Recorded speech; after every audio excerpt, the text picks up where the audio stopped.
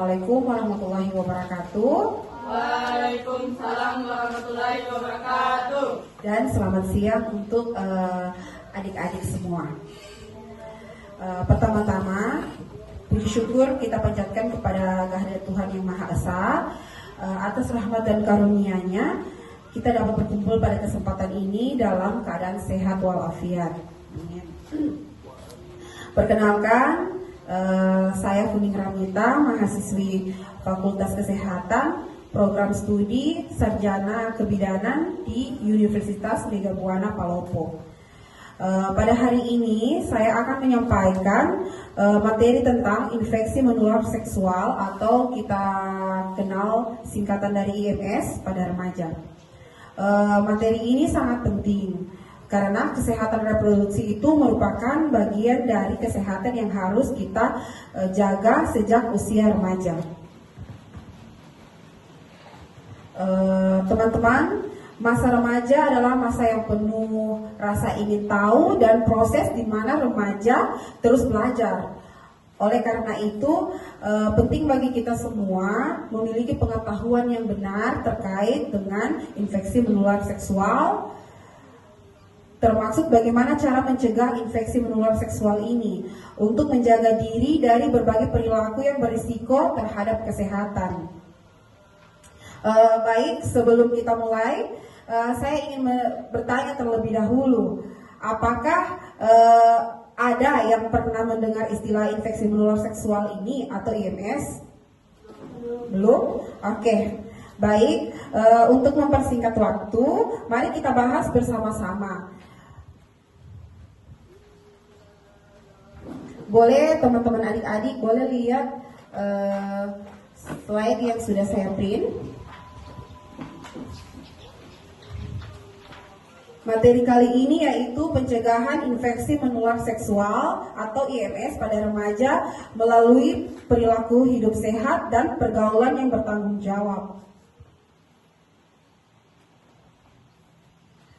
Agenda kita pada hari ini yang pertama pembukaan kurang lebih 5 menit yang sudah berlangsung, kemudian penyampaian materi yang sedang berlangsung, diskusi dan tanya jawab, evaluasi dan penutup.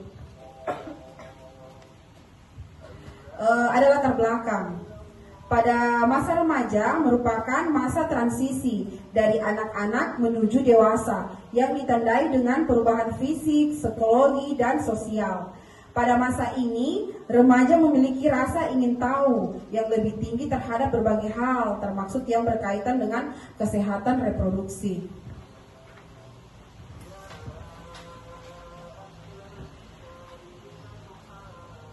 Kurangnya pengetahuan mengenai kesehatan reproduksi dapat menyebabkan remaja rentan terhadap perilaku berisiko yang dapat meningkatkan kejadian infeksi menular seksual. Adapun tujuannya, yaitu setelah mengikuti penyuluhan ini, diharapkan remaja mampu memahami tentang infeksi menular seksual dan upaya pencegahannya. Di sini ada pengertian infeksi menular seksual, yaitu infeksi yang ditularkan terutama melalui hubungan seksual. Dengan seseorang yang telah terinfeksi. Artinya itu orang sudah tertular terlebih dahulu, kemudian berhubungan dengan orang tersebut. Penyakit ini dapat disebabkan oleh bakteri, virus maupun parasit.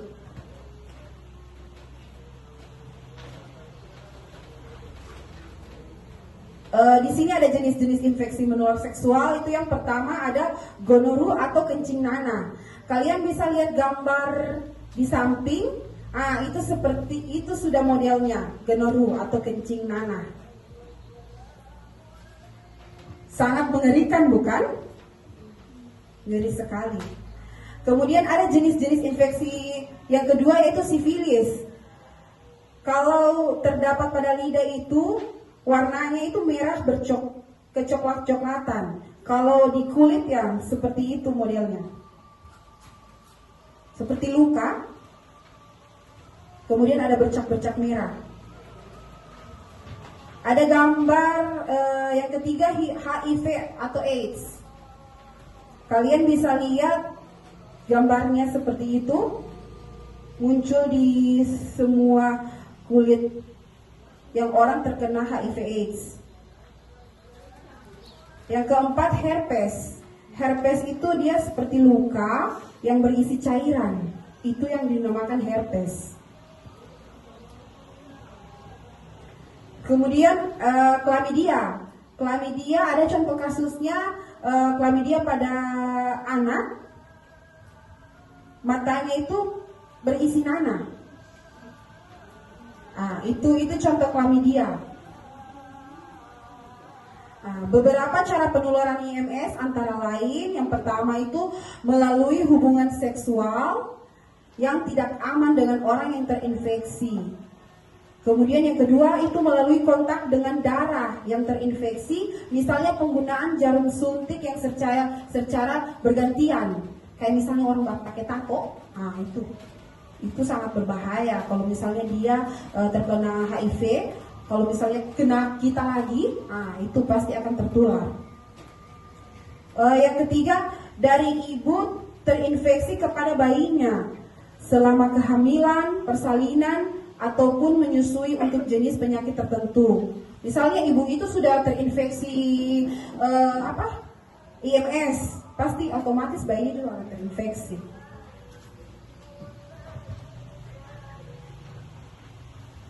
Dan apa saja dampak IMS terhadap kesehatan? Itu yang pertama, gangguan kesehatan reproduksi. Kemudian nyeri dan infeksi pada organ reproduksi. Ada kemandulan atau infertilitas, artinya tidak punya anak.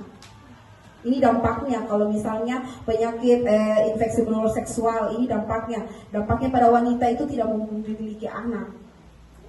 Kemudian komplikasi kehamilan pada perempuan, penurunan kualitas hidup, dan pada kasus HIV/AIDS dapat menyebabkan menurunnya sistem kekebalan tubuh sehingga tubuh lebih mudah terserang penyakit. Jadi kalau orang terkena HIV itu dia gampang sakit, walaupun dia sudah banyak sekali minum obat atau banyak sekali dia minum antibiotik, tetap gampang dia sakit karena imunnya sudah turun, sudah lemah sekali.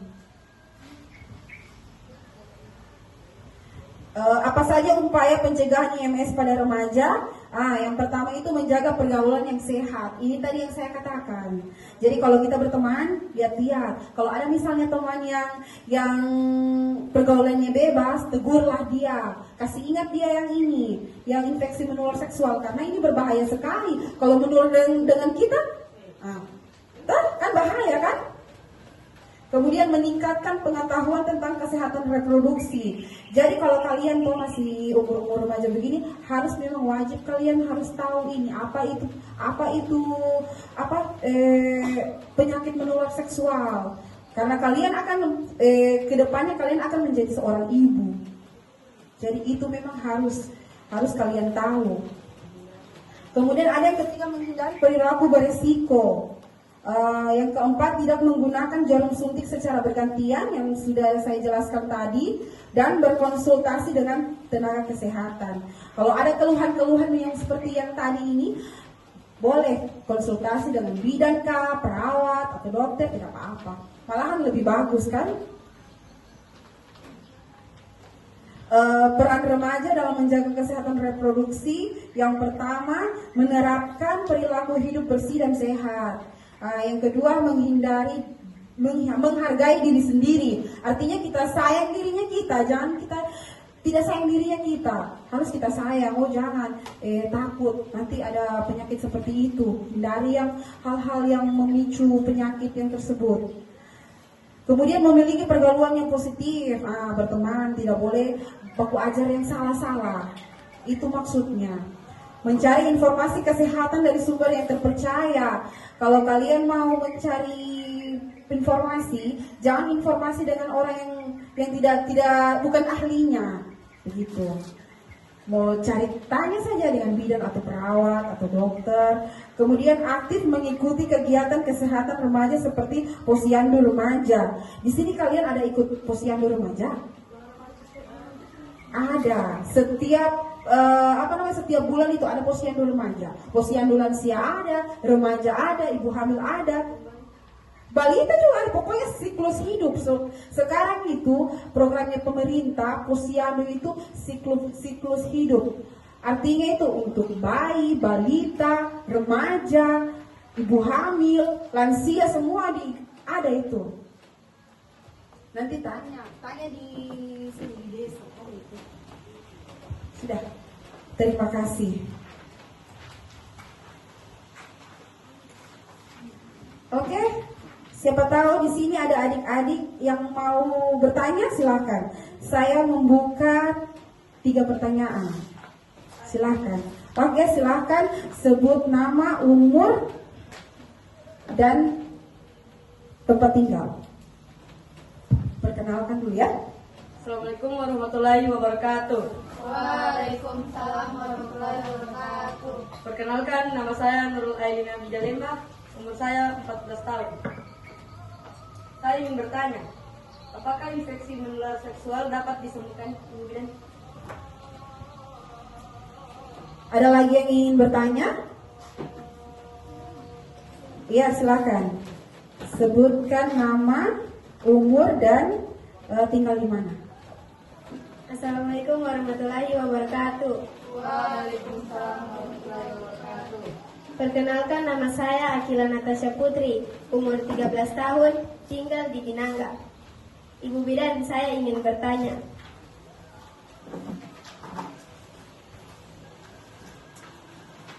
Apa saja gejala umum pada IMS? Oke, baik, terima kasih. Satu pertanyaan lagi. Siapa yang ingin bertanya? Satu pertanyaan lagi, Ibu Bidan buka. Assalamualaikum warahmatullahi wabarakatuh. Waalaikumsalam warahmatullahi wabarakatuh. Perkenalkan, nama saya Farah Zaira, saya dari Desa Binangga. Ibu bidan, saya ingin bertanya, apa dampak IMS jika tidak diobati? Ya, terima kasih.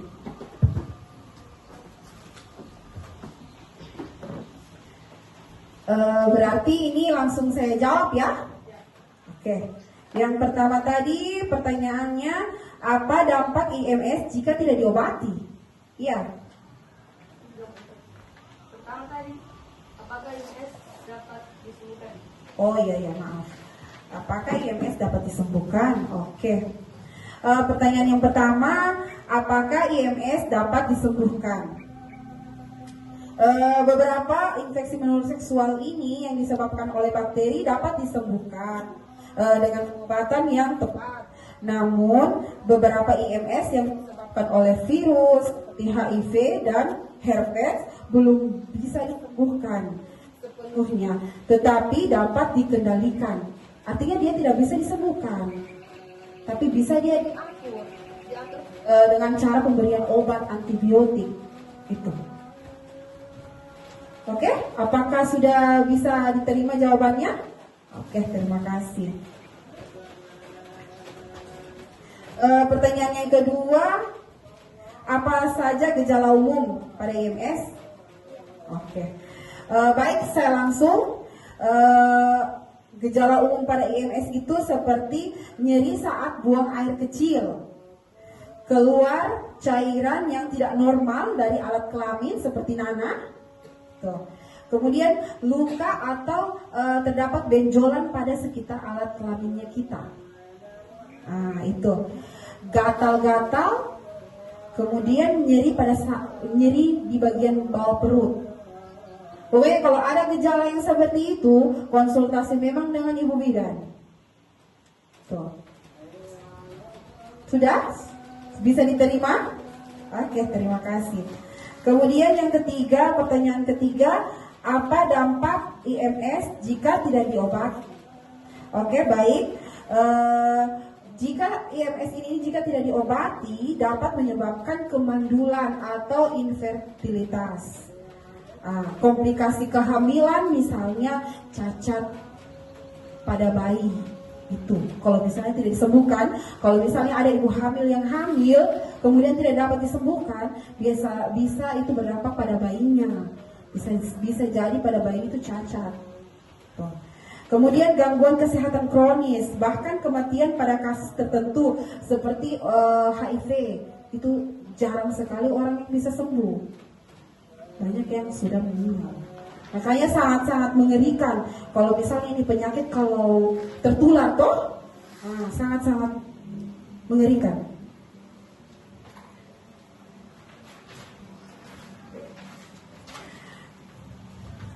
Oke, demikian materi penyuluhan tentang infeksi menular seksual ini yang dapat saya sampaikan pada kesempatan ini. Semoga materi yang kita bahas tadi dapat menambah pengetahuan kalian adik-adik semuanya.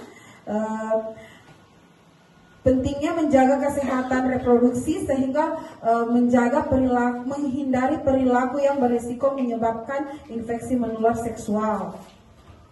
Saya berharap adik-adik semua dapat menerapkan informasi yang telah diperoleh ini, serta bisa kalian bagikan ke keluarga tentang pengetahuan yang ini kepada teman atau keluarga. Jangan ragu untuk mencari informasi dari sumber yang terpercaya seperti bidan atau perawat, dan berkonsultasi dengan tenaga kesehatan apabila memiliki pertanyaan terkait kesehatan reproduksi. Terima kasih atas perhatiannya, partisipasinya, dan antusiasnya teman-teman selama mengikuti kegiatan penyuluhan ini. Mohon maaf apabila terdapat kekurangan dalam penyampaian materi. Wassalamualaikum warahmatullahi wabarakatuh.